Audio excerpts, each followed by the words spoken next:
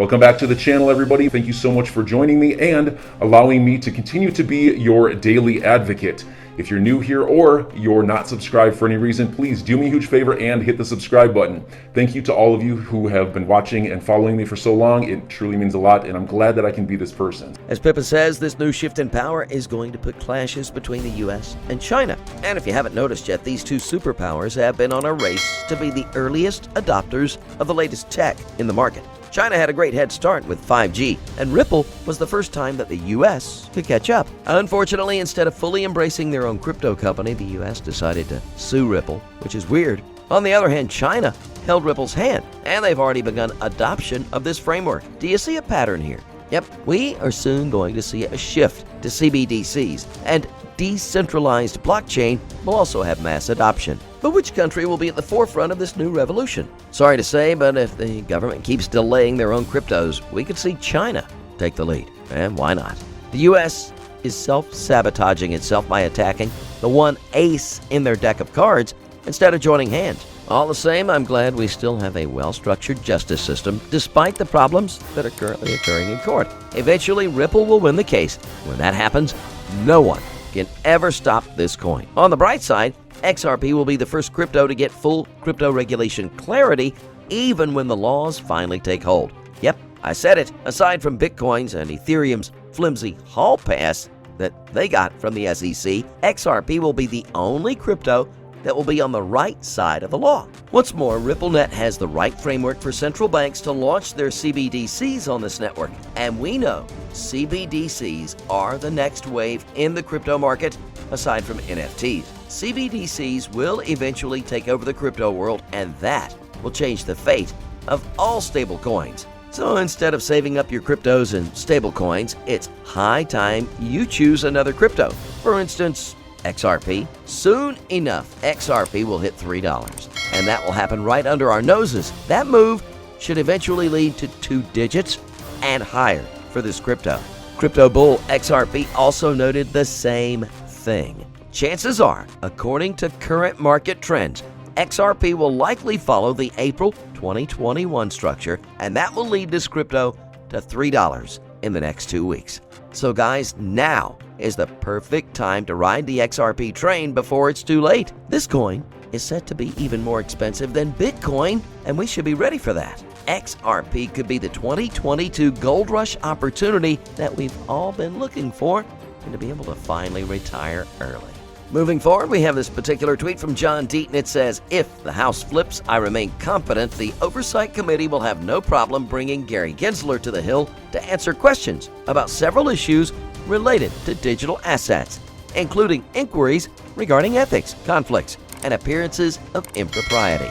Well, the whole world is watching and eagerly waiting to see what will happen, given how the events are unfolding. With that said, let's explore everything going on with the lawsuit.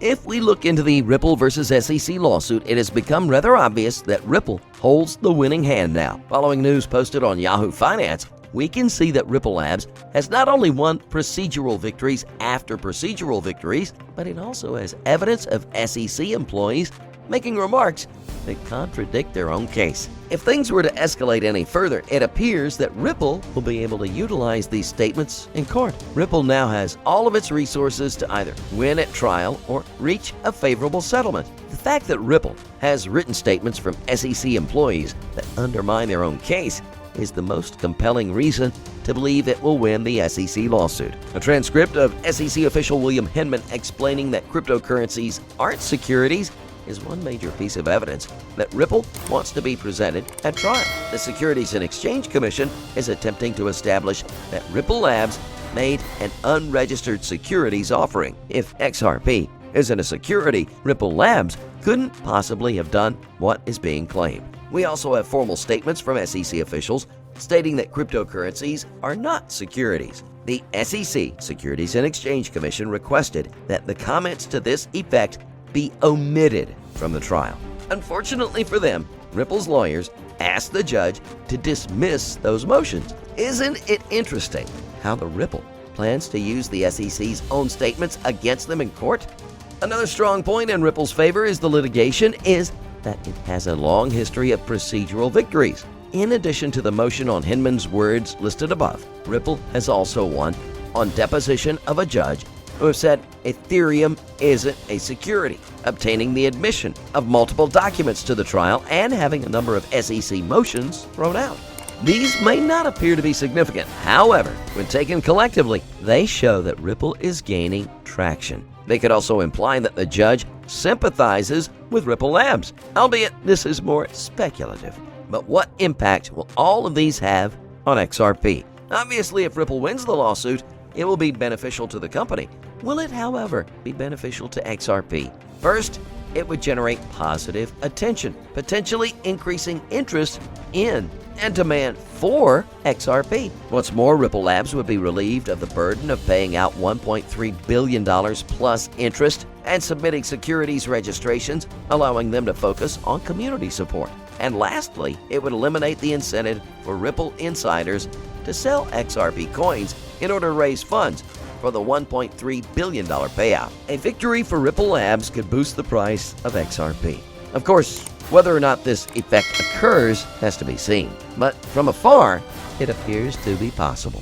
Today, we're going to be talking about stop-loss hunting. We will scrutinize what it is, how it happens, and what's the logic behind it, and how possibly to avoid being liquidated. Have you ever had the price trigger your stop-loss before impulsing all the way to your target profit and hitting it? If the answer is yes, then you have probably been a victim of stop-loss hunts. But what is stop-loss hunting? In simple terms, it is a strategy that forces some participants out of the game by driving the price to the level where they have set their stop-loss orders. As we all know, retail traders always look for some sort of confirmations before entering a position. It could be a candlestick pattern, a moving average cross, a double top or double bottom formation, and so on. They enter a position and set their stop loss a few pips above or below the local supply-demand level. What happens 90% of the time is the price spikes up or down, hits the stop loss, liquidates so many positions and participants from the trade, and then continues moving alongside the trend. Why does it happen? Institutional traders know exactly what they need to do and which levels they need to buy and sell. Consequently, they set their buy-sell limit orders at places where they know retailers would set their stop losses because they need to generate liquidity before jumping in the trade. It does not necessarily signify that they track where retailers put their stop positions. It's just that they are more sure which levels are crowded with stop-loss orders. We've prepared some examples in order to better elaborate on the issue and scrutinize how the case looks visually. Of course, these are only simple examples. It does not unquestionably mean that the price will always behave this way, as the market conditions change quite often. Looking at example 1, we see that the price spiked above the level of the right shoulder of the formed head and shoulder pattern before continuing its downside movements. Now, which action do most retailers take once they spot these textbook patterns? They execute right away with their stop loss above or below the structure, which results in the positions getting wiped out. Example 2 shows how the price spikes below or above obvious levels of support resistance before continuing movements in the deliberate destinations. Example 3 illustrates how obvious ascending, descending, sideways channels are and how easy it is to get liquidated instantly before the price carries on moving in the destined end. How to avoid being eliminated? Well, you won't always be able to run away from stop-loss hunting. But if you develop a proper working strategy against it, you'll be able to identify possible zones filled with stop-loss orders and avoid setting one around that area. If you're not going to think long and hard about where you're going to put your stop-loss orders, you will easily get eliminated in a sea of stop losses. Thus, think outside of the box and have patience before jumping in a particular trade. As always, do your own research and always trade safely, guys. Continued prayers for the people of Ukraine. So enjoy your day, everybody. I'm always here for you. Leave any comments or questions below and be sure to subscribe. But thanks, everybody. I really appreciate you. Enjoy your day, and I always have your back. So thanks so much, everybody.